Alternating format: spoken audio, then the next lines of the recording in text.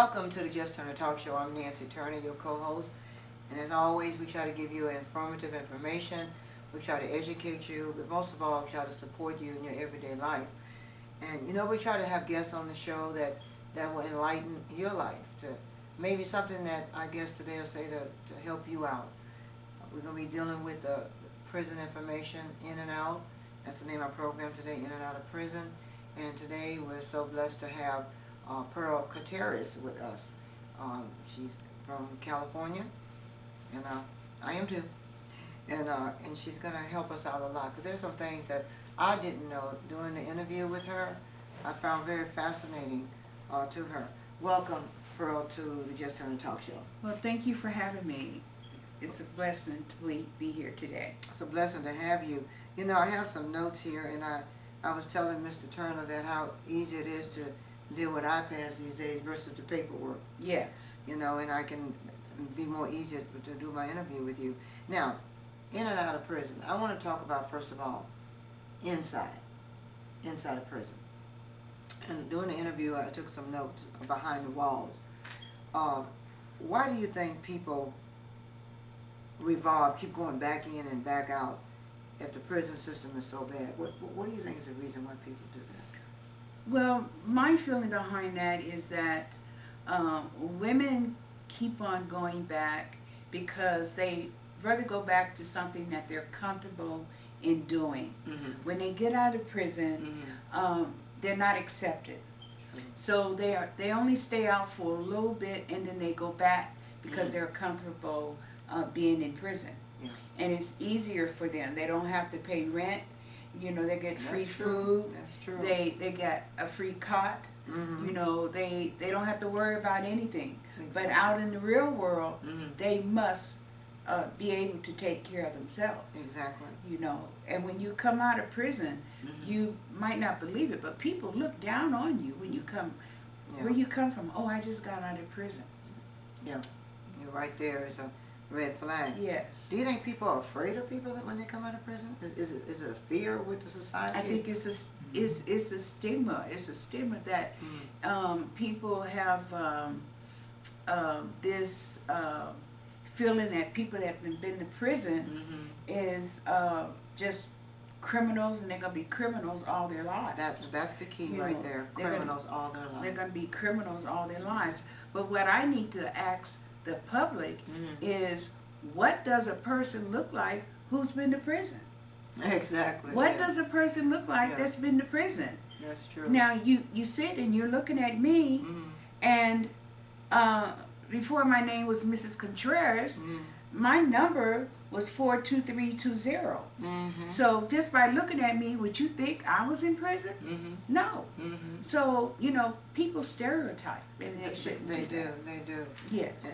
And I think that's where our society go wrong, because when people are trying to when they get out, they want to stay out. Exactly. And I don't see nobody, coming out jumping for joy and say, oh, I'm going to go out there and commit a crime because I'm going back into the jail. I want to go back to prison. But they come out and they're not being accepted.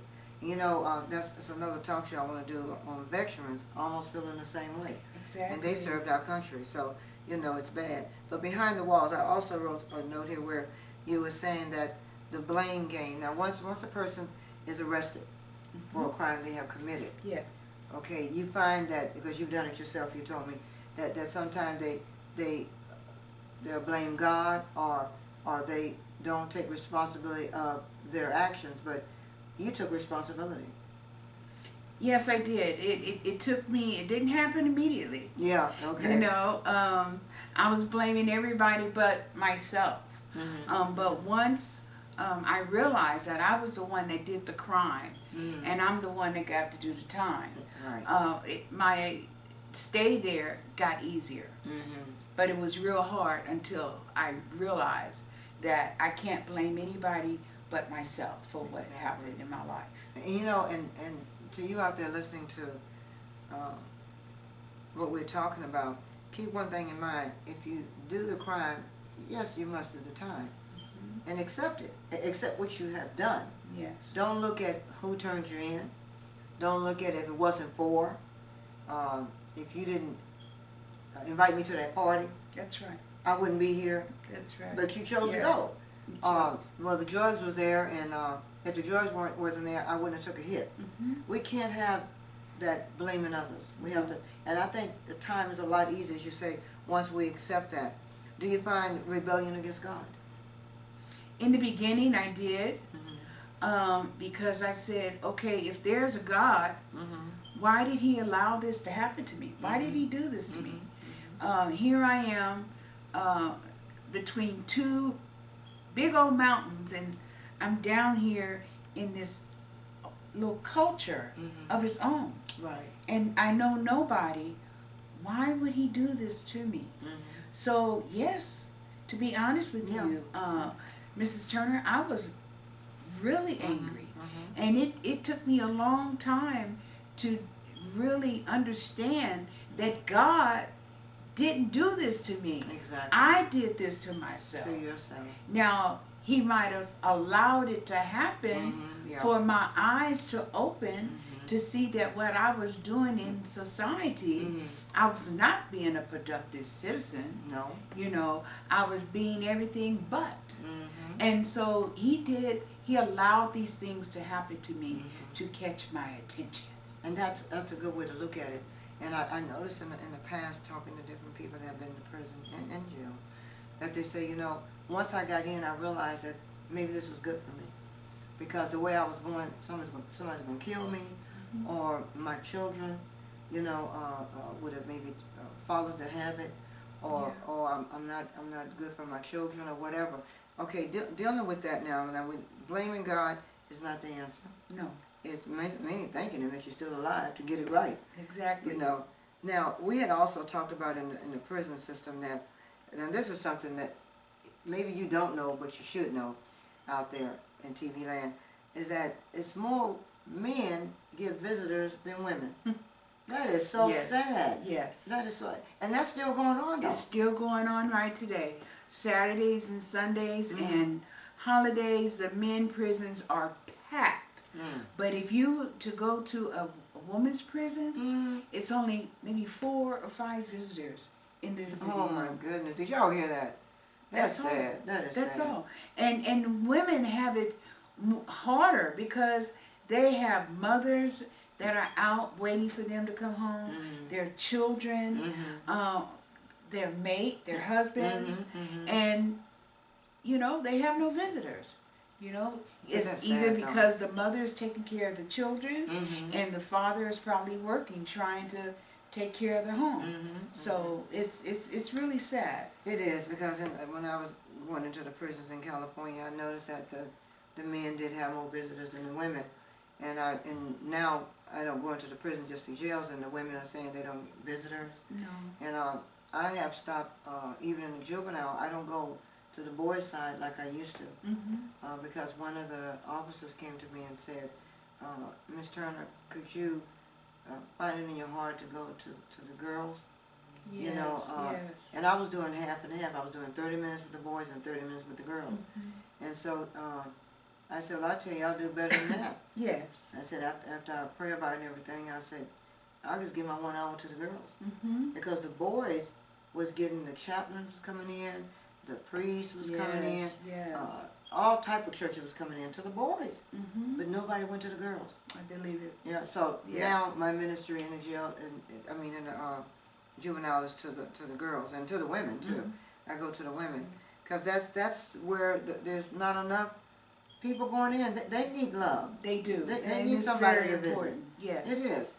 But I believe the men get it because of the women supporting the men. That's what it is. Yeah, I believe that. I You believe know, it's the you know, men. we have that old saying, "Stand by your man," Oh, they do. and that's exactly what we do. We They stand do. by our man, no matter what. I know, and they get in trouble. Mhm. They smuggle stuff up there. Mhm. Sometimes they get incarcerated themselves trying That's to right. please Trying their to man. please their man. And men control women from the cell. That's true. That is sad. That's true. That is so sad. He can't touch you, but yet he control you. Yes, and you even have some COs in the women's prison that Mhm. control us. Mm.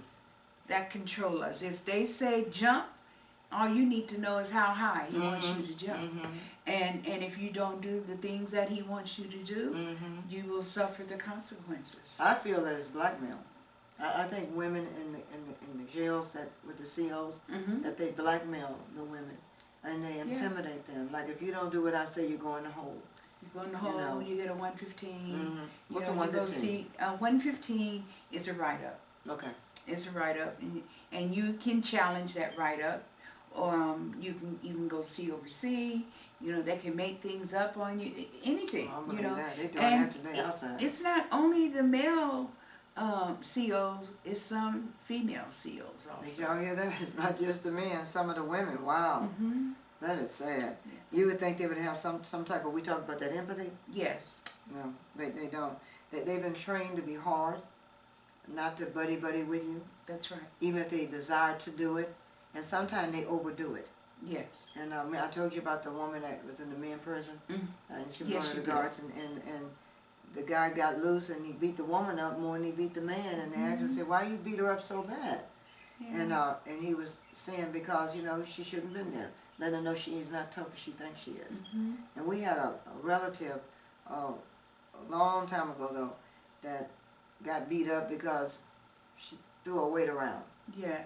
you know, and some man just beat her to Beat her show her up. that you're not that tough. Mm-hmm. As long as you go take a housekeeping job, because you sure can't Yeah. handle the law enforcement. It does happen. Okay, there's some more notes I had here. Now, how long were you in prison? They gave me 14 years, and since it was my first time in prison, I did 7 years on 14. Okay, 7 years, okay. Because I've been hearing stuff like that. So if they give you 20, you're going to do 10. And if you get 5 years, it's 2.5. Mm-hmm. You know, stuff like that. And people Yeah. go in there with them numbers. Yes. They say, I don't care what. There was this movie where this guy, the judge kept doing consistently, you know, and he kept naming all these crimes these two guys had did. Yes. And the one guy fell out. They were both in the crime together, Uh-huh. but he fell out. And the guy said he don't realize he only got 10 years. Yeah. But what the judge was saying, Where the that judge man said thought it, that man yeah. had forever. Yeah. Like, why would he just say life? But he didn't understand the law. Yeah. And he fell out. But anyway, okay. Now, you was telling me something about inside the prison, Mm-hmm. that, and this I was asking you, that there's women that are not straight. Okay? Yes. And we're going to talk about lifers too. Mm-hmm. But you were telling me something was kind of fascinating to me, because I didn't know this, that you can be more straight in the women prison than you can the men. That in the men prison, the men are getting raped. You know, you're gonna be my bitch, Mm-hmm. and then in the They women claim prison, you.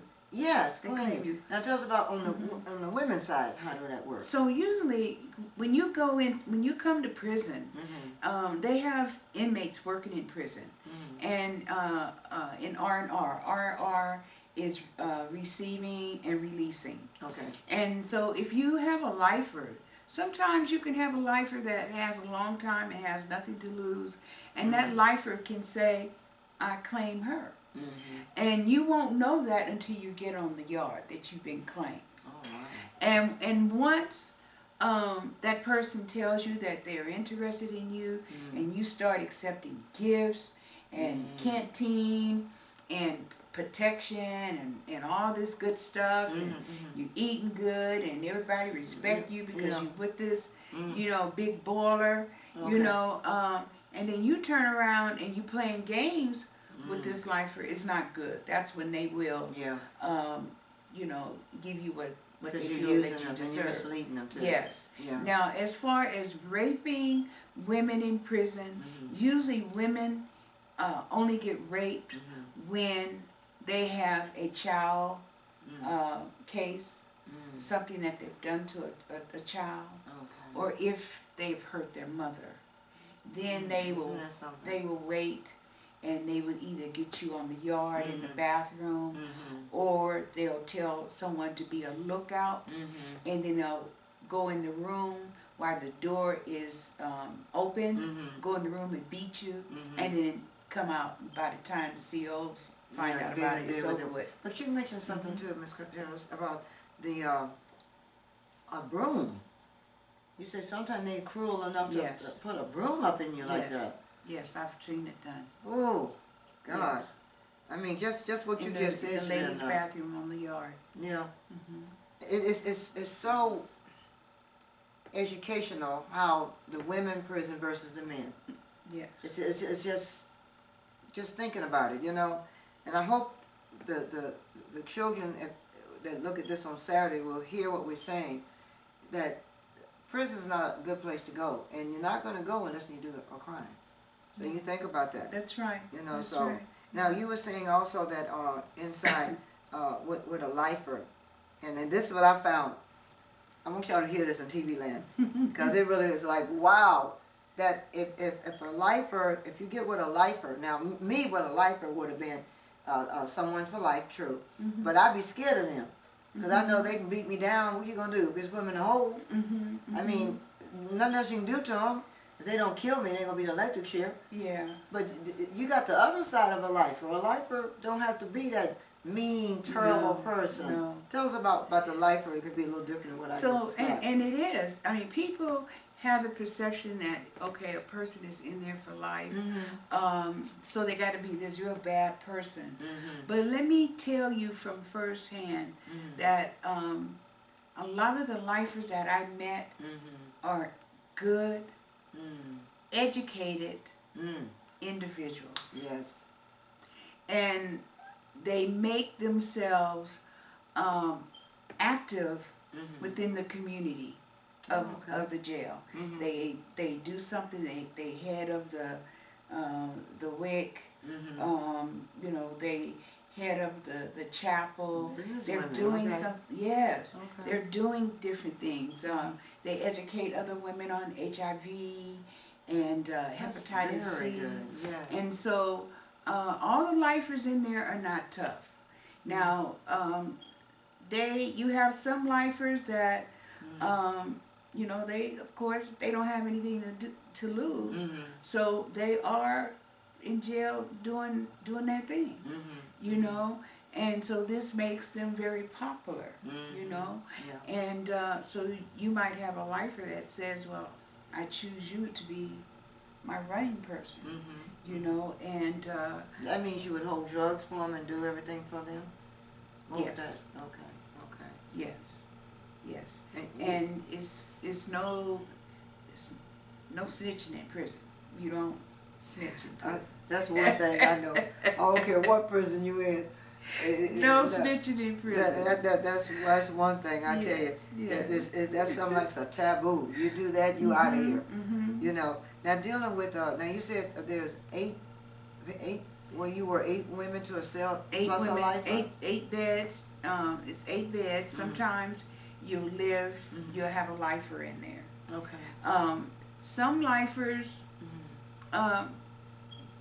claim the room. You do whatever they say do. Okay. You only have 2 sinks, 1 shower, and 1 bathroom. Okay. So the lifer will take one whole side, one whole sink, and then you do all the cleaning, whatever they need done, because they run the room. Oh. And that's how it has to be. So a person be in a lot of trouble trying to come in there and take over the house, right? Yeah. Wow. So you wouldn't want to do that. No, you wouldn't want to do that. What about this going to jail or prison, mainly prison, and I'm gonna do easy time? You leave me alone, I leave you alone, and I don't want to be bothered with nobody. Do that really work? No, it doesn't work, because in prison you're gonna need somebody. Yeah. You're gonna have to have somebody that you can talk to, because you can't talk to the COs. You have counselors, but they're always busy. And it just might be something personal that you want to talk about. True. You know, so you have to. I think I told you before that I didn't want the time to do me. I wanted to do the time. Yeah, I remember that. Because that made it easier for me. Because in the beginning, time was doing me. I didn't want to program. I didn't want to do anything. I didn't want to talk to nobody. Don't talk to me. I don't know you. Nothing. Yeah. But then after I bought into the program, into the system of what they were demanding of me, and I bought into it, then people started calling me Mama Pearl, and you know, I got respect. You know, yes. I was more than just that number. You know, and we started doing different things, cooking, trying to figure out ways to utilize our time. Tell us about that cooking, because you became the first, you tell the audience, the first person with the cook. Tell us about Well, that we cookbook. came up with a cookbook in Valley State Prison for women, and I went around to all the different inmates and got their recipes for tamales and tamale pie, and for cake, making cakes out of Snickers and Oh, wow. and ding dongs and whatever we could buy off canteen. And so we made the very first cookbook, and it was awesome. It was awesome. I believe it was. It was good. And there was a lady that told you that in order to utilize time to get involved and create things and just get involved in making the time go by. Yes. You said you did so much that when it was time to go back to your room, whatever, and you were wore out and tired. I was tired. You didn't have time to look at the clock. No. You know, and that's good advice. Yeah. That do something, get busy, but you can't do time alone though. No, you can't. You can't do It that. won't work. Now, how long did it take for you to start going into the church services that was offered up there? I would say it took me about a year. And the reason I went then was because Bishop T.D. Jakes came to the prison, and I won the lotto to go because they only had so many seats. And I was one of the ones in our room that won the lotto to go. Okay. And so I went, and at that time I was smoking, and he was saying, you know, what do you want to do to stop? What do you want to do to change your life? And one thing I wanted to do was stop smoking cigarettes. Okay. And so I went to that revival, and it was an awesome revival. I can a imagine. lot of people got saved and touched, and I stopped smoking August 8th, and I haven't had a cigarette since. Praise the Lord. I haven't had a cigarette since. To God be the glory. Yes. Just look at how that God can change. But something you said that I hope you cut out there, and that is, I wanted to stop. I wanted to stop. Yes. You can't make nobody stop. No. There's family members out there, you know, trying to get people to stop smoking, stop drinking, stop drugging, whatever.